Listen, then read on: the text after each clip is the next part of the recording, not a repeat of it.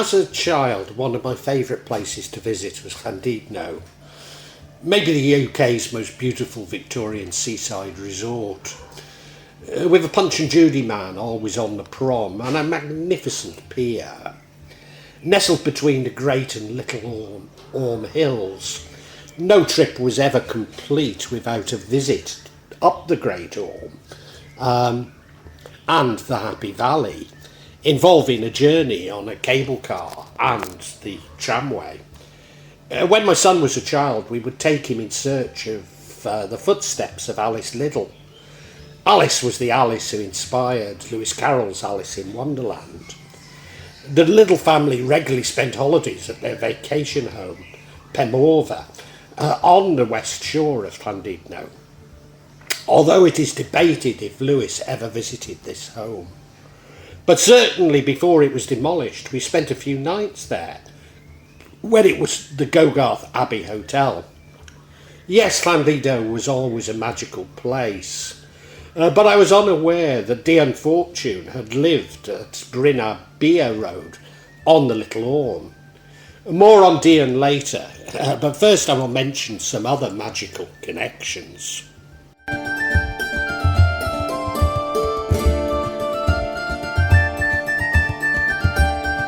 The Great Orme, the hiding cave, or Ogof Llech, is a small cave with a source of fresh water in the form of a spring well. Supposedly it was once inhabited by Saint Tudno, or Tudno Sant.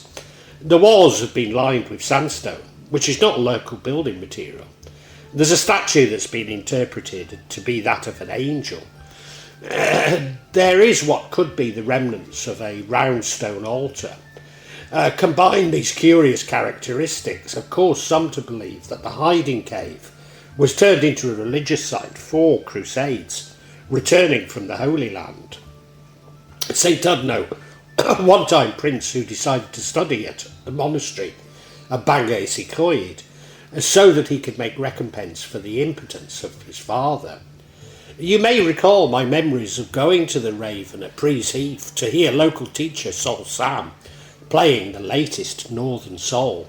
Well, for many years Sam lived in Bangor Isicoed, and a very nice village it is too. When St Tudno, the patron saint of Llandudno, built his cell on the Great Orme Head in the 6th century, he's reputed to have in his possession one of the 13 marvels of Britain. It was a magic whetstone that had amazing property of being able to tell a brave man from a coward. When a coward tried to sharpen his weapon upon the stone, it only made it more blunt, but a brave man could put a razor edge on his sword. A Llety'r Filiast arrangement of stones is the remains of a burial chamber, or cromlech, from about 6,000 to 4,500 years ago. It's described by Francis Lynch, Prehistoric Wales, in 1985. This is one of the few North Wales tombs to have a folk name.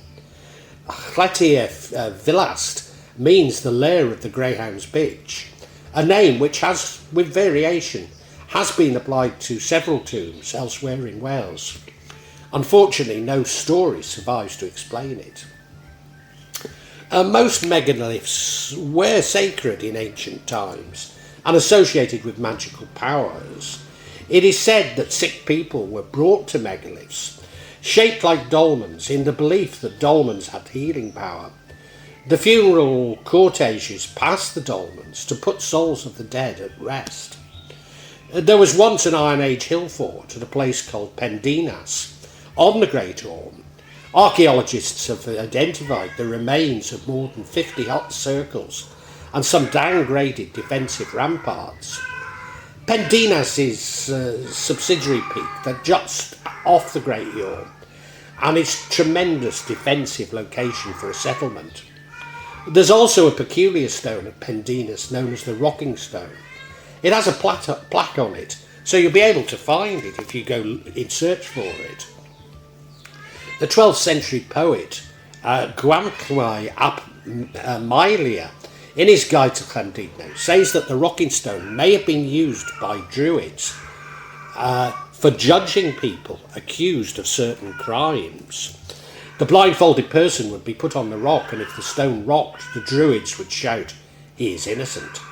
If the rock didn't move, they would shout, "He is guilty. Over the cliff with him." You may have realised that I'm somewhat sceptical of the interpretation by Qualcmire ap Mylia.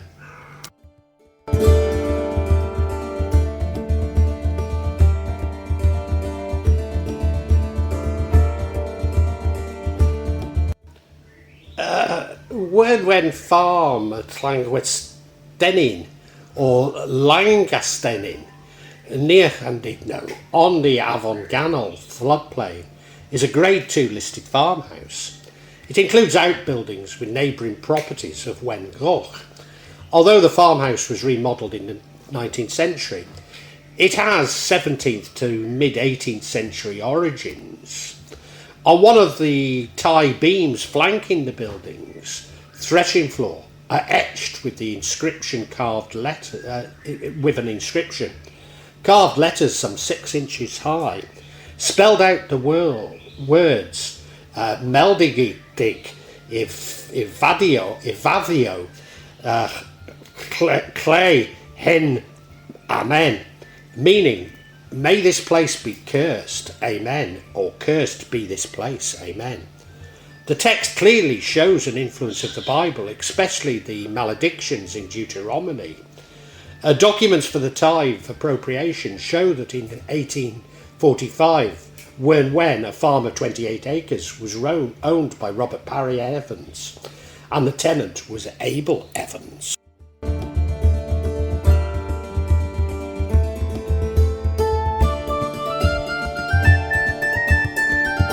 At the Cursing Well at Ffynnon Elian and Rose, some 5 miles away, the well first sprang forth at the request of the thirsty St. Elian in the 6th century, and that in thankfulness for the water he prayed that who should ever come to the well with faith would be granted their wish. Lowered in 1699 in the Lives of British Saints refers to rituals and offerings carried out there for the cure of sick children. The practice document by Howard included the need to empty the well 3 times during the ritual. However, for the vast majority of its active life, the spring may have enjoyed a favourable reputation and was restored and resorted to for a healing well.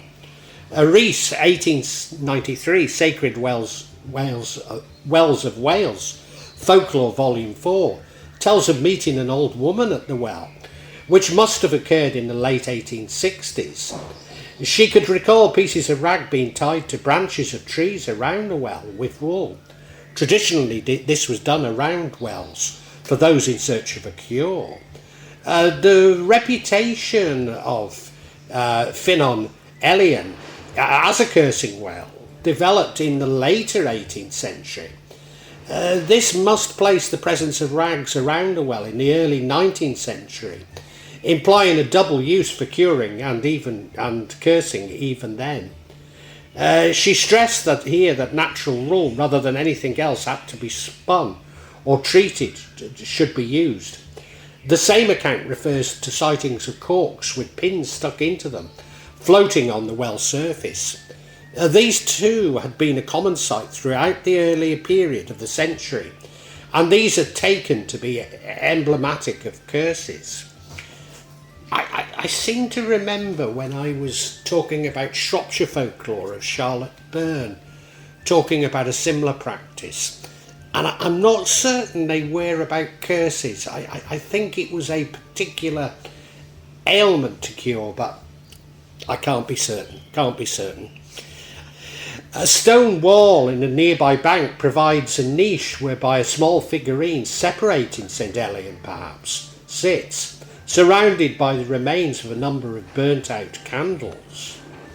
It's referred to by the antiquarian Thomas Pennant in the History of Whiteford and Holywell, 1796, where he describes how local farmers and what he calls coal adventurers, what a lovely word, suffered from the depredations of the poor, but were reluctant to take any actions for fear of being cursed in St. Elian's well. St. Elian was used as a means of discovering thieves and recovering stolen property, but a much darker custom surrounding the well. Pennant writes, some repair to him to imprecate their neighbours and request that the saint afflict with sudden death or with some great misfortune any person who has offended them. He notes that he himself was threatened by a local with the vengeance of St. Elian when he inadvertently caused offence. Not in the mystic Ellen's grove did feathered songsters sing of love, but birds of omen harboured there, and filled with broadening shrieks the air. The blasted tree so rent and riven, the fiery speed of burning livin, that had have proved the bolt of wrath of heaven, and stretched their withered arms on high, in scornful mood the sky, while shadowed by their branches sere, and deep and dark and dank and drear, and baneful fountain rises here. And that was Charlotte Wardle, 1814, St. Elian's.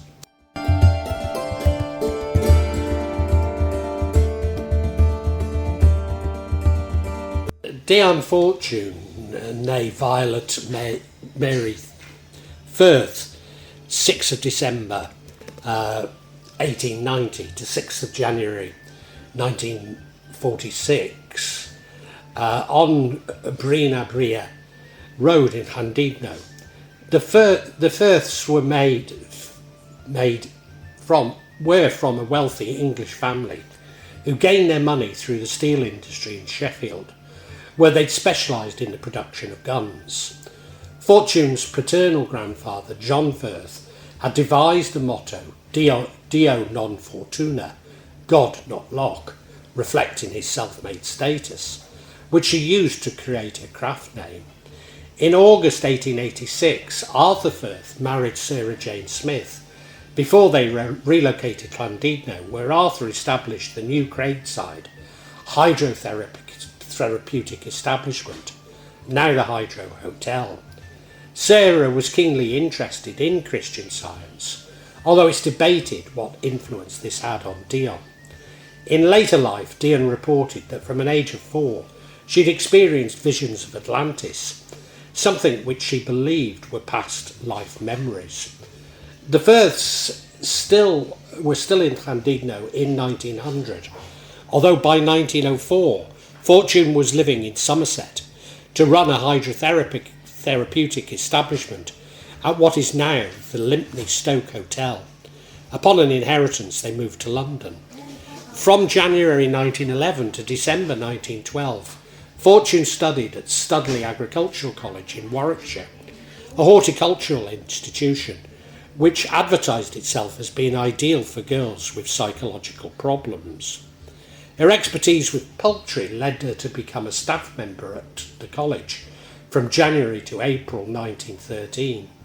She later claimed that at the college she was a victim of mental manipulation from an employer, by the college warden, Lilias Hamilton, resulting in a mental breakdown that made her abandon the institution and return to her parental home.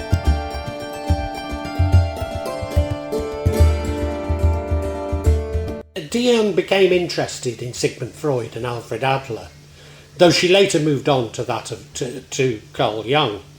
She studied psychology and psychoanalysis under John Flugel at the University of London, before gaining employment at a psychology clinic in London's Brunswick Square. Working as a counsellor from 1914 until 1916, she found that most of those she dealt with were coming to terms with estual urges that were considered taboo in British society. Through her affiliation with the Society for Orthophysics, she gave a series of lectures that were published in 1922 as The Machinery of the Mind.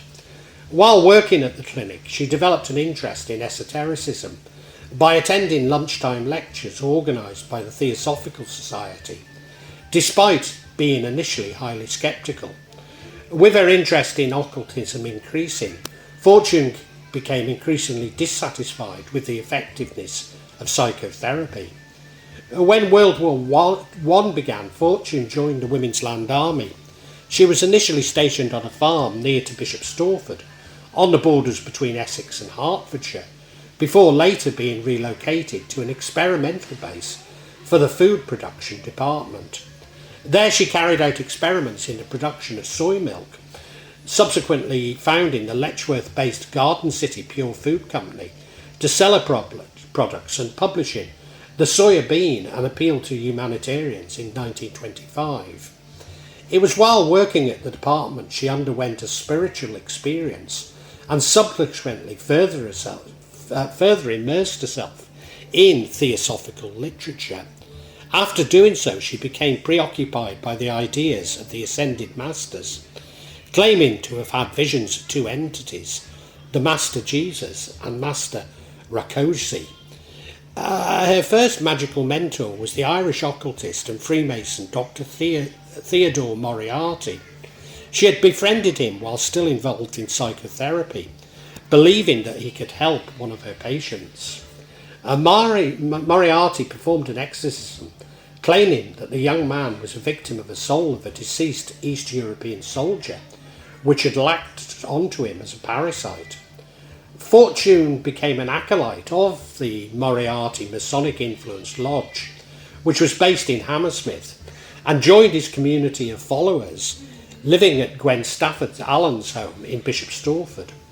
Moriarty spent much of his time talking about the lost city of Atlantis, which grabbed her imagination and sparked an interest in the goddess Morgan. In 1919, Fortune had been initiated into the London temple of Alpha et Omega, an occult group that had developed from the Hermetic Order of the Golden Dawn. Her primary teacher was Maya Curtis Webb. She was not enamoured with the ceremonial magic that had been developed by the Golden Dawn. Nevertheless, it introduced her to the Hermetic Qabalah, which had exerted a great influence over her esoteric worldview. Indeed, she has often been described as a Christian Kabbalist. In January and March 1921, Fortune and Curtis Webb embarked on a series of experiments in trance-mediumship. This culminated in an act of trance-mediumship that Fortune conducted in the Somerset town of Glastonbury with her mother and Frederick Blythe Bond.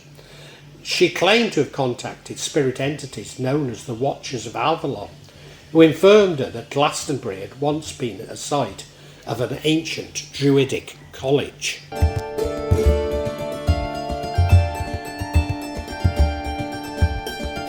On 20th of August 1924, Fortune Loveday and others established themselves as a formal occult group, the Fraternity of the Inner Light, later renamed the Society of the Inner Light. Fortune applied herself as the group's adeptus, while 5 acolytes also joined.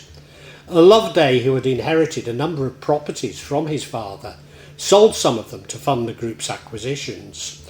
Later that year, they purchased a house on Queensborough Terrace in Bayswater, London, to use as a temple and headquarters, renting out some of the rooms to tenants to finance their operation.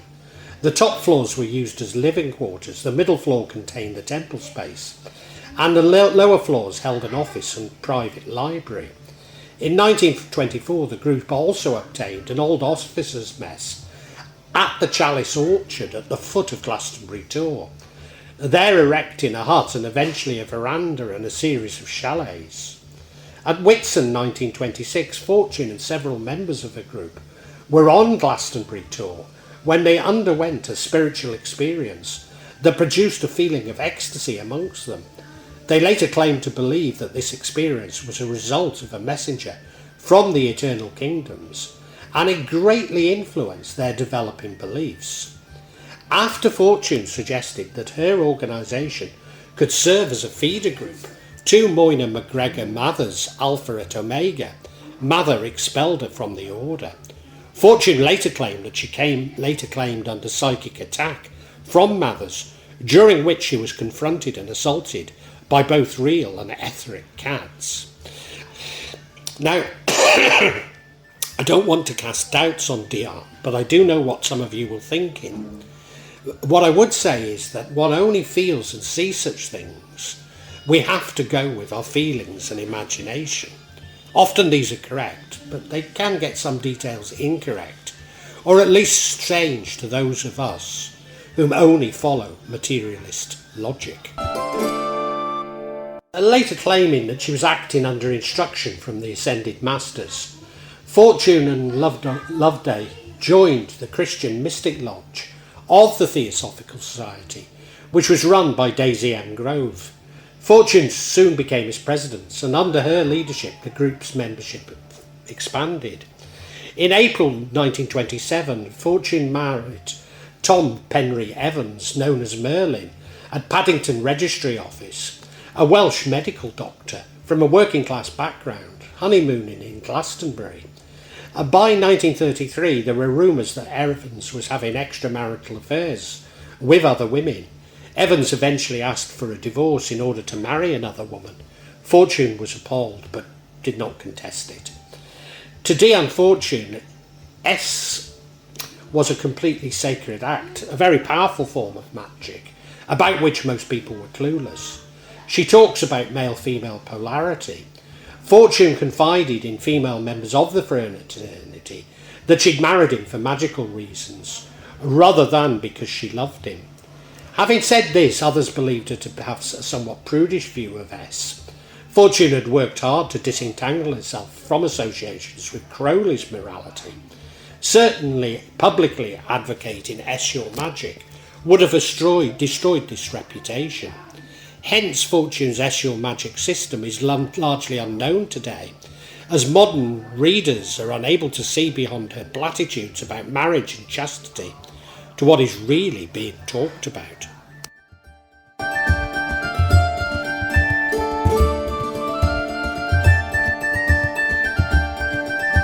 In the outbreak of World War II from October 1939 through to October 1942, Fortune organised group meditations every Sunday with the intent of focusing fraternity members towards the cause of peace. In February 1940, she undertook a visualisation in which she imagined angelic forces patrolling Britain's coast, believing that in doing so she was helping to make these forces a reality. Participants often saw a rosy cross from within a cavern, an earthly symbol of Glastonbury Tor. She urged fraternity members to repeat a mantra every time the German Luftwaffe began bombing Britain, through which she hoped to call upon invisible helpers to aid the people affected. Whilst Dion was a prolific author of both fiction and non-fiction, her letters from the time were posthumously published in The Magical Battle of Britain. There's a wonderful book by Paul Weston, The Occult Battle of Britain. Now, I had the privilege of meeting with Paul at the Georgian Pilgrim in Glastonbury. I also stayed, but I don't think on this occasion, at the Georgian Pilgrim, and despite its reputation for being haunted, I was untroubled.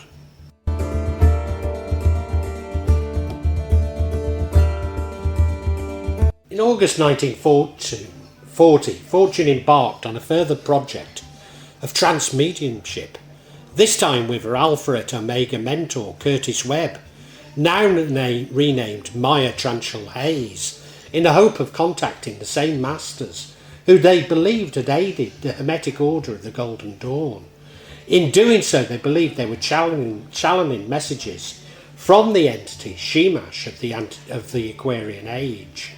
In late 1945, Fortune fell ill and was unable to give her scheduled address to the fraternity on that year's winter solstice. She returned from Glastonbury and died at Middlesex Hospital of leukemia in January 1946 at the age of 55. Her body was transferred to Glastonbury, where it's buried in a funeral overseen by Reverend L.S. Lewis, vicar of St. John's Church. When Loveday died shortly after, he was buried close to her. Despite being claimed by Wiccans and contemporary pagans, there's more evidence that she was somewhat unconventional Christian and indeed magician.